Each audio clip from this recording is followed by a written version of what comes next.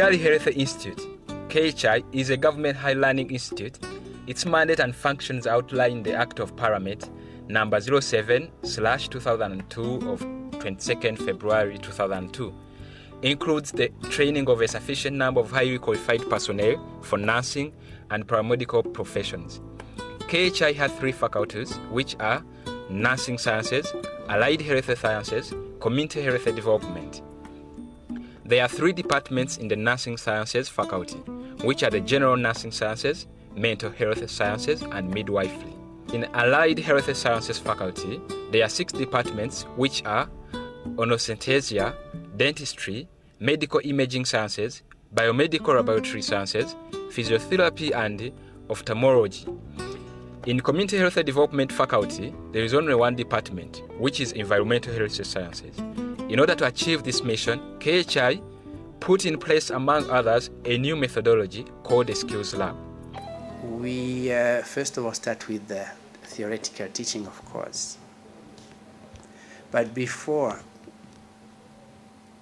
we let our students go to the field, before we let our students go to do the practice, we provide them with skills in an environment that is similar to the hospital or clinical environment, and that is a skills lab. After the theoretical training, before they go and practice on real patients,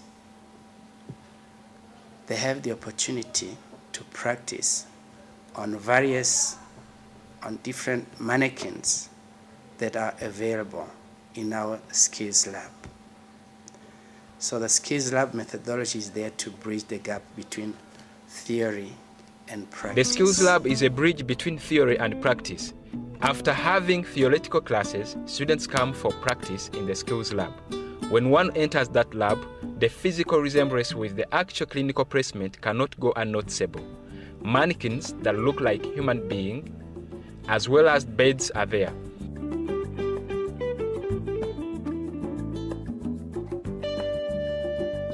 For the good management of the skills lab, materials, a store has been put in place. Materials are stored by numbers. After using them, they kept back in the store for future use. In order to impart knowledge to students, 5 methodologies are used in the skills lab. The first methodology, first and foremost, the students use the checklist. A checklist is a syllabus that contains detailed steps students must master before going to the clinical placement. Checklists are elaborated with expertise by lecturers in KHI with specialized health personnel from various hospitals who sit together and elaborate all the steps of performing a given skill. That information is compiled in a book that students must read carefully and observe before entering the clinical placement. Checklists are updated every year. The second methodology, CD-ROMs and tapes are also used. There are computers and screens used by students to view videos.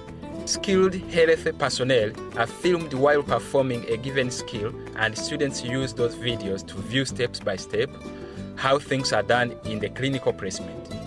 Those videos are very useful in training them how to handle clients adequately in the clinical placement. The third methodology, students use also mannequins to learn about many skills in a secure environment that simulates the clinical placement. All the clinical skills taught in KHI have a corresponding mannequin and/or material on which students must practice on several times before going to the actual patients for practice. This helps them build more confidence, and it is seen in the clinical placement where they are either employed or where they do their clinical practice. Now it's good. I can say I'm satisfied with them because when they have been exposure to skills lab at King Faisal Hospital, they have skills, they have confidence, so I'm good, and patient also, they are satisfied of them. You know, King Faisal Hospital, we have a vision. It must be the #1 in Rwanda, the center of excellence, So we have specialized nursing, what we don't have in Rwanda. So when they are here, we are training them from, we have trainers from Kenya, from other places, so we are keeping them with specialized skills. But the basic, they are very good on that. Back to the skills lab, we find one of the students using a special mannequin. This particular mannequin has many sounds. For practice, one uses a remote to select a particular sound and hear. It has the normal sound of lungs and the sound of a normal heartbeat. It also has abnormal sounds of both the heart and the lungs to help students notice the difference by comparing the normal and the abnormal sound. It is in this sense that this very expensive mannequin is helpful to the apprenticeship of students. In the Department of Midwifery, this mannequin is used to detect the position of the fetus in the womb. It also helps to listen to the heartbeat of the fetus. The fourth methodology. Peer education is also a methodology used in the skills lab. In this methodology, students practice among themselves before meeting actual patients. Students use checklists, videos, and mannequins or other materials at their own time in the skills lab to practice. Normally, this time may be in the weekends or hours after class. The fifth methodology. Simulated patient methodology is the fifth methodology used in the skills lab. Students are here equipped with the communication skills used with the patients in order to handle properly the clients. Teachers supervise to make sure students are using real professional communication skills. To make this methodology possible, people from outside are trained for some time to act as patients or clients for students to practice their communication skills. Being a new methodology, the skills lab must have started to show its fruits. One might wonder what is the difference between those who had their education in KHI before the implementation of the skills lab methodology and those who studied after its implementation. According to various researches conducted by lecturers of KHI, there is a difference in the performance of the two categories of students regarding clinical practice. So those who have been in skills lab, they are more confident than those one. So the one who has been in skills lab is ready to handle the patient. Then that's what will come. The one who wasn't in skills lab before, he will come and start now learning from the patient than learning from the mannequins. So those one who have been in skills lab, they are more confident than others. So I have that information because I've been there as an educator, and now I'm in the practice. I can see the difference between those candidates or graduates. Health care in Rwanda essentially consisted of theoretical teaching of subjects, eventually followed by practical training on patients in the wards of nearby hospitals. Introduction to the practical skills was done through demonstrations where students observed their teachers perform the demonstrated procedures. Students were rarely able to practice before the first contact with patients. With the skills lab, gone are those days. Mukarusine Bena explains how practicing in the skills lab was helpful. It can help even students to be practical and to be professional. It helps. Yeah, it's so good. Skills lab helps people to be professional. Like nurses or nursing side, it helps people to be professional and to work perfectly. The overall objective of the skills lab is increasing the quality of health care delivery for the general population in order to decrease morbidity and mortality figures in Rwanda.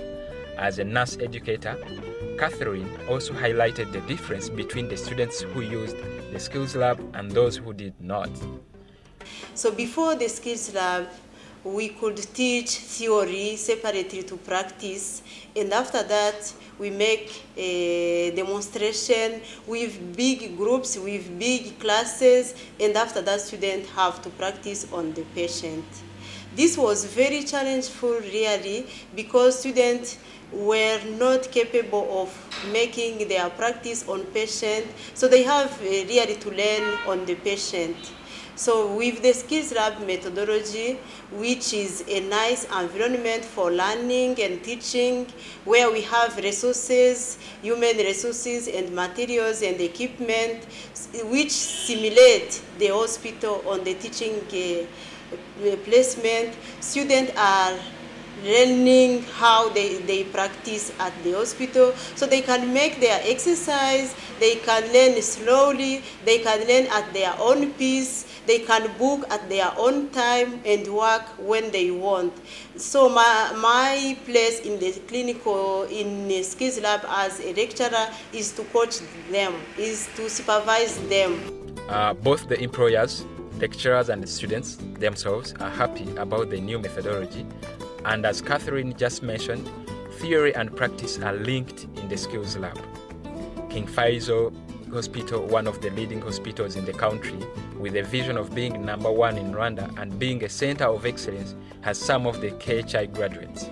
Some of those graduates work in the King Faisal Hospital, and their performance is good due to their training, and most especially to their practice in the Skills Lab. We have almost 250 nurses, and among them they are registered nurse, and around 95% of registered nurse, they are from KHI.